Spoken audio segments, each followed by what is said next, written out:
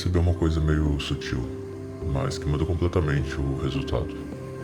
Não é a falha, nunca foi. É o tempo que você leva para voltar. Porque todo mundo falha. Tem dia que você não faz, tem dia que você quebra a rotina, como eu disse ontem. Tem dia que simplesmente não vai dar, por força maior. Isso é normal, é a vida. O problema começa depois. Porque não é o dia que você falhou que pesa. E é o que vem depois dele. Eu, por exemplo, já percebi isso várias vezes. Eu falhava um dia e aí vinha aquele pensamento: amanhã eu volto. Só que esse amanhã virava depois virava semana. Quando eu via, eu já tinha largado tudo. E não foi por causa da falha, foi porque eu demorei para voltar. Isso é muito louco quando você para pra pensar. Porque às vezes o que te atrasa não é o erro, é o tempo que você fica longe depois dele. Eu não sei se isso acontece com você, mas parece que quando você quebra o ritmo uma vez, fica muito mais fácil continuar fora dele. Como se você entrasse num estado meio automático de depois eu resolvo. Aí vira a rotina do erro.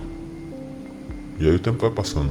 E você vai se afastando cada vez mais daquilo que queria fazer, do seu projeto, enfim. Só que quando você volta rápido, tudo muda. Porque a falha perde o peso, como eu fiz exatamente ontem. Eu poderia muito bem ter simplesmente aceitado que aquilo ali não ia fazer muito mais sentido para mim. Porque já que eu falhei, então acho que não tem como continuar com isso. Só que essa falha vira só um detalhe no meio do processo quando você volta rápido. Ontem você não fez? Ok, mas hoje você voltou. Pronto. Já não tem mais problema. Agora se você deixa passar 2, 3, 4 dias, aí sim começa a ficar difícil. Porque não é mais só uma falha. E aqui eu não tô falando sobre doença ou coisa que acontece da vida que infelizmente faz a gente ficar afastado por alguns dias, às vezes até semanas. Não tô falando disso, tô falando simplesmente de quando você quebra a rotina e simplesmente deixa se levar pelo erro. E aí já não virou uma quebra, virou um afastamento, né? Talvez o segredo da consistência não seja a disciplina absurda, não seja a motivação, não seja fazer tudo perfeito. Talvez seja só isso, voltar rápido. Errar e voltar, falhar e voltar, quebrar a rotina e voltar no dia seguinte como se nada tivesse acontecido, sem drama, sem peso, sem cobrança, sem aquela necessidade de compensar, só voltar.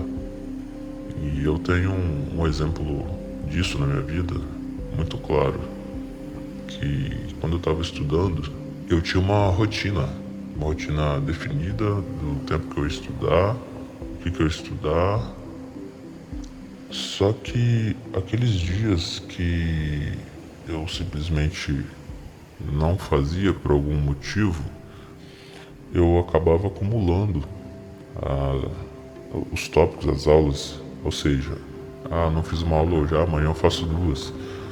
Só que isso, com o passar do tempo, vai pesando nas nossas costas de uma forma absurda que chega a um certo ponto que você simplesmente para porque não aguenta mais. Foi isso que aconteceu comigo. Eu de tanto me cobrar, de tanto falar que eu tenho que repor aquela aula que eu perdi, que chegou um ponto que tudo acabou, porque ficou insuportável o fato. E quem vence não é quem nunca falha, sabe? É quem não se afasta por muito tempo.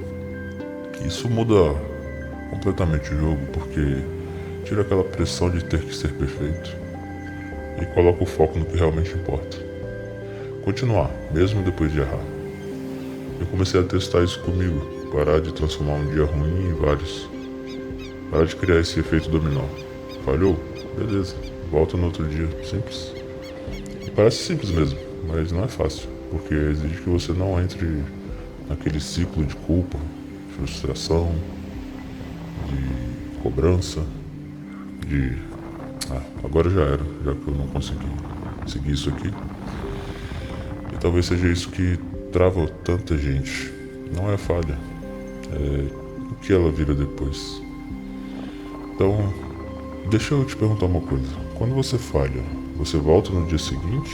Ou você deixa isso virar vários dias e fica se cobrando e no fim acaba desistindo? Se você quiser continuar acompanhando o processo, por aqui, porque hoje é só o dia 14 e o processo continua.